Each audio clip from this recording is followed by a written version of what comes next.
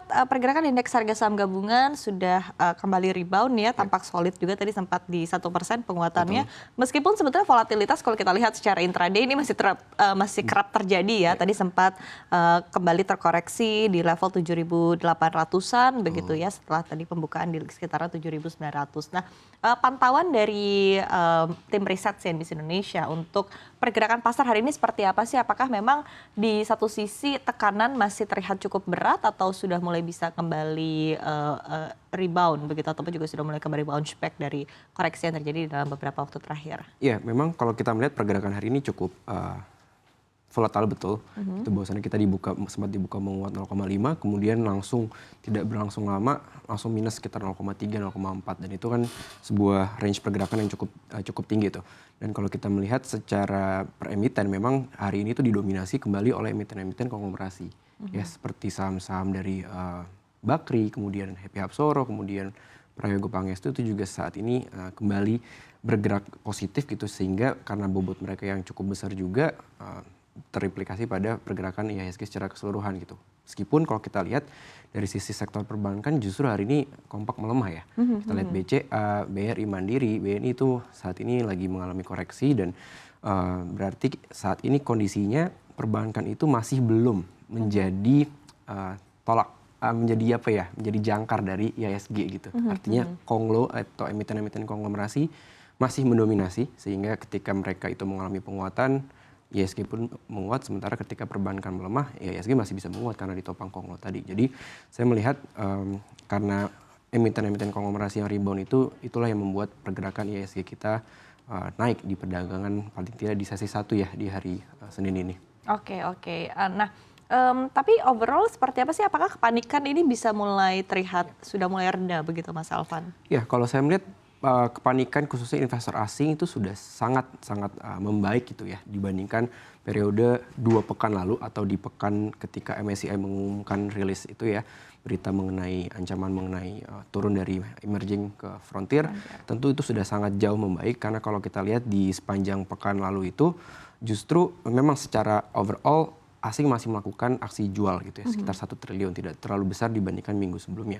Nah, namun kalau kita bedah di dalam per emiten, itu justru emiten-emiten yang kental dengan MSCI, which is adalah emiten-emiten konglomerasi gitu ya, yang saat ini sedang diisukan mengenai transparansi dan lain sebagainya. Justru di pekan lalu itu banyak banget yang justru diakum oleh asing.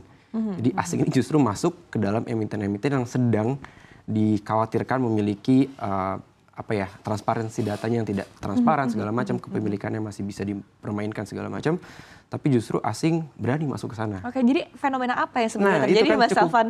cukup anomali ya. Jadi saya melihat memang ya ini sebuah respon pasar normal ketika market itu sudah menghukum atau sudah melakukan aksi jual tekanan terhadap emiten-emiten konglomerasi ini secara brutal gitu ya dalam sepekan sebelumnya, itu cukup signifikan penurunannya. Jadi ketika sahamnya sudah turun signifikan, orang sudah mulai panik, level greed-nya sudah sangat ekstrim, artinya ya pelaku pasar yang bisa dikatakan smart money ini mengambil peluang ketika orang pada panik, mereka nampung.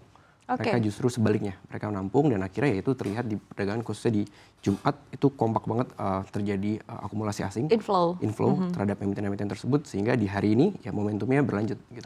Tapi apakah ini artinya diikuti juga oleh retail begitu ya, melihat pergerakan dari inflow asing, ini artinya juga retail akan kembali preferensinya ke saham-saham ini begitu, meskipun sebetulnya mungkin beberapa sudah mulai lebih berhati-hati ya setelah kejatuhan kemarin? Ya pasti ya, sebagai retail pasti ada aja yang ikut gerbong seperti itu ya, ikut trennya, ikut momentumnya. Tentu pasti ada pihak-pihak retail yang mengikuti tren ini. Tapi ya gitu, betul bahwasannya kita lihat adanya akumulasi asing di beberapa hari ini belum tentu itu mencerminkan perjalanan ke depannya gitu. Artinya ke depan masih cukup banyak ketidakpastian, khususnya dari sisi MSCI sendiri ya, yang kita belum tahu bagaimana hasil daripada rombakan yang dilakukan oleh otoritas kita, dan apakah itu akan sesuai dengan apa yang diinginkan oleh MSCI, itu masih belum ada titik pastinya. Namun memang kita bisa lihat dari beberapa aksi yang sudah dilakukan oleh otoritas kita, sudah mulai melakukan perbaikan dan berusaha dengan sungguh-sungguh untuk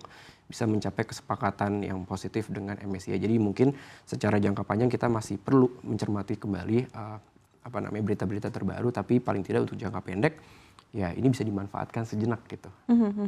Artinya preferensi dari para pelaku pasar ini masih cukup high risk begitu, Sangat, Mas sangat. Elvan, Iya, masih saya melihat masih belum apa istilahnya belum kapok ya dengan kemarin iya, kejatuhan kemarin begitu. Karena betul. balik lagi tadi saham-saham fundamental malah justru masih terkoreksi saat ini. Iya betul, memang kalau kita lihat retail ini ya mulai kembali ketika saham-saham konglomerasi mulai hijau kembali ya mereka pasti akan secara ini mereka akan mulai melirik kembali. Namun mungkin sebetulnya yang harus diperhatikan adalah kita sebagai retail ini belajar dari kejadian kemarin itu bahwasannya kita saat ini harus 2 kali atau lebih untuk lebih disiplin dari apa namanya trading plan kita seperti itu. Oke, Artinya, cut loss, cut loss itu taking harus profit. sesuai, taking profit juga dan juga memang khususnya di cut loss ya.